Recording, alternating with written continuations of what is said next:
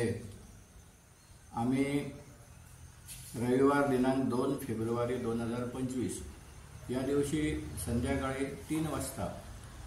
श्री देवी भूमिका मंदिराच्या प्राकारामध्ये हिंदू संघटन मेळावा आयोजित केलेला आहे। खरं तर त्याची सुरुवात अशी झाली की गेल्या वर्षी अयोध्येमध्ये रामलल्लाची प्रतिष्ठापना झाली, सुंदर असं मंदिर बांधलं गेलं आणि त्या निमित्ताने देशभर जे कार्यक्रम झाले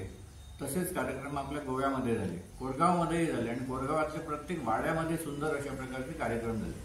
मध्यवर्ती कार्यक्रम हा श्री देव कमलेश्वराच्या मंदिरामध्ये झाला। तर यंदा आता त्याचा पहिला वर्धापन दिन, हा वर्धापन दिन कसा साजरा करायचा याविषयी आम्ही चर्चा करत एकत्र बसलो असता त्याच्यामध्ये अशी संकल्पना आली की आपण वेगळं काहीतरी करूया आणि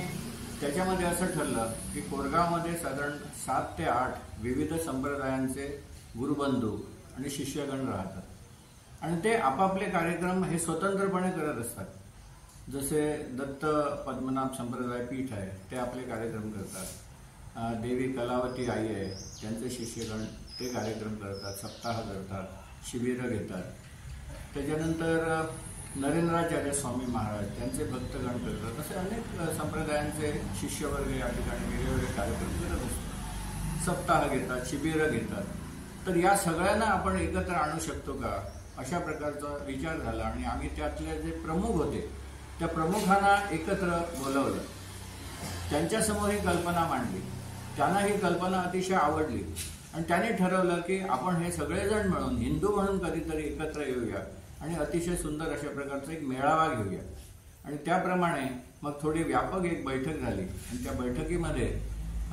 रविवारची 2 तारीख जी आहे फेब्रुवारी ही निश्चित करण्यात आली। हा मेळावा जो आहे तो अतिशय भव्य स्वरूपामध्ये व्हावा, सुंदर व्हावा, आणखी या दृष्टीने आमचे प्रयत्न सुरू आहेत आणि हा मेळावा आम्ही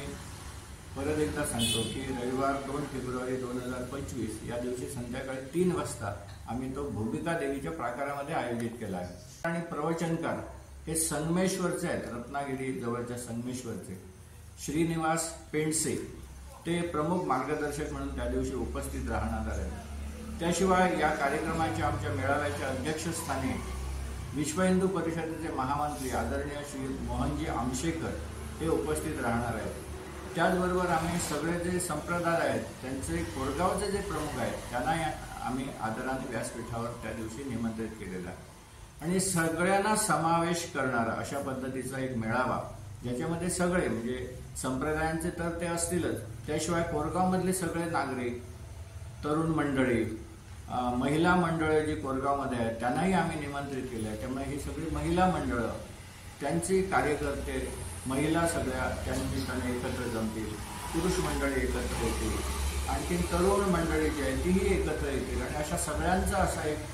हा मेळावा, त्याला आम्ही नाव दिलं आहे हिंदू संघटन मेळावा, हा त्या दिवशी आम्ही आयोजित केला आहे। तेव्हा सर्वांना मी या तुमच्या माध्यमातून विनंती करतो की सर्वांनी या मेळाव्याला अवश्य